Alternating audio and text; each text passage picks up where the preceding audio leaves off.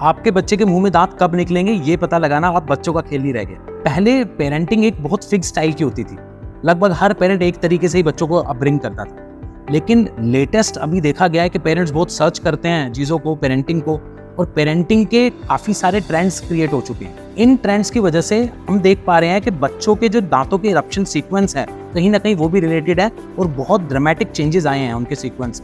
इस eruption sequence को जो लेटेस्ट ट्रेंड से हो रहा है समझना बहुत जरूरी है आज के पेरेंट्स के लिए। नमस्कार दोस्तों, मैं हूं doctor Ishan Singh from People's dental clinic greater Noida.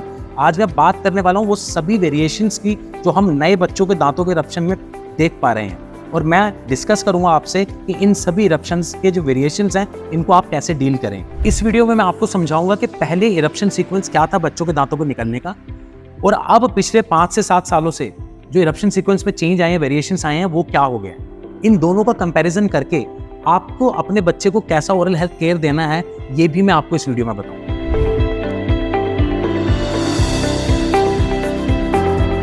सबसे पहले ये समझ लेते हैं कि बच्चे के मुंह में कितने मिल्क टीथ आएंगे।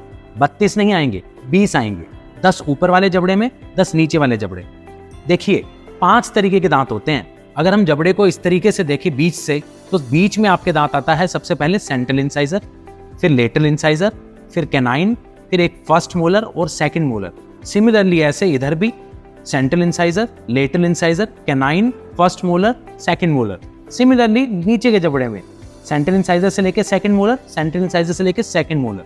5 तरीके के दांत चारों दिशा में, टोटल 20 टीथ। यूजुअली अगर बच्चा 6 महीने से 10 महीने के बीच का हो गया है तो एज पर थ्योरी उसके नीचे के सेंट्रल इंसाइजर पहले आने चाहिए, उसके कुछ 1-2 महीने के बाद ऊपर के सेंट्रल इंसाइजर, और फिर ऊपर के ही लेटरल इंसाइजर आने चाहिए, फिर नीचे के लेटरल इंसाइजर आने चाहिए। ऐसा होना चाहिए 6 से 10 महीने के गैप में। लेकिन लेटेस्ट ट्रेंड बहुत कमाल का है।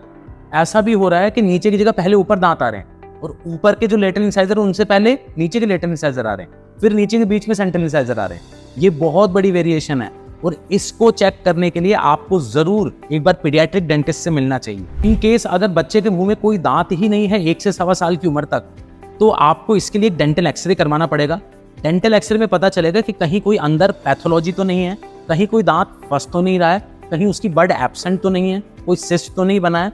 लेकिन ऐसा आप सिर्फ पीडियाट्रिक डेंटिस्ट की सुपरविजन के अंदर करें। एक बार बच्चे के सेंट्रल और लेटरल इंसाइजर्स आ जाएं तो ज्यादातर पेरेंट्स वेट करते हैं कि कैनाइन कब आएंगे, लेकिन कैनाइन थोड़ा लेट इरप्ट होते हैं। आपके सेंट्रल और लेटरल इंसाइजर के बाद इरप्ट होता है फर्स्ट मोलर। अगर थ्योरी पे जाएं तो पहले नीचे के जबड़े का फर्स्ट मोलर निकलेगा और फिर बाद में ऊपर का। लेकिन अगेन यहाँ भी लेटेस्ट वेरिएशन ये है, काफी बच्चों के आजकल पहले ऊपर के मोलर्स निकलते हैं फिर बाद में नीचे।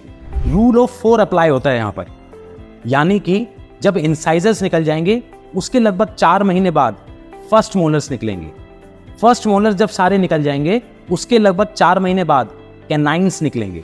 कैनाइन्स जब सारे निकल जाएंगे उसके लगभग 4 महीने बाद सेकंड मोलर्स निकलेंगे। इस रूल ऑफ 4 को हम एग्जाम्पलीफाई कर लेते हैं चुन्नू के द्वारा।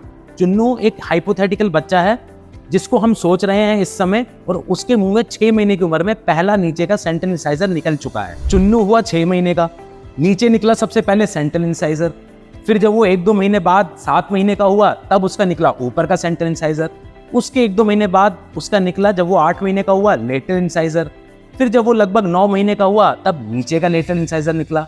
इसके बाद लग गया रूल ऑफ 4 मंथ्स का। 9 महीने से 4 मंथ्स यानी 13 महीने पे उसके निकला पहले फर्स्ट मोलर, या ऊपर या नीचे किसी भी जबड़े का निकाल दो।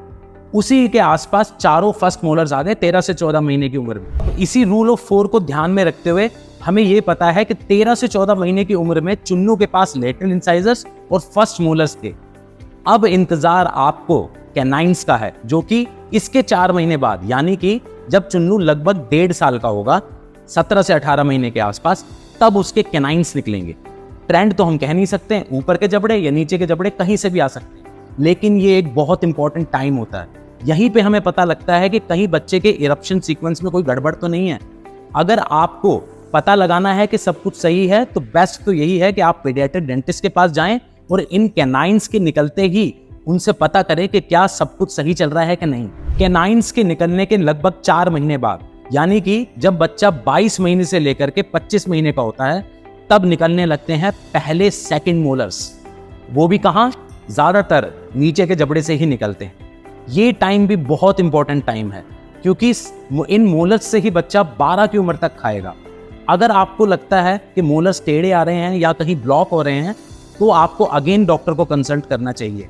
मैं हर बार आपके लिए नई नई वीडियोस लेके आना चाहता हूँ अच्छे अच्छे टॉपिक्स पर। अगर आप चाहते हैं अपने किसी रेलेवेंट टॉपिक को जानना तो आप नीचे दिए गए कमेंट सेक्शन में कमेंट करें। मैं पूरी कोशिश करूँगा कि जल्दी से जल्दी आपके लिए वो वीडियो बनाऊँ।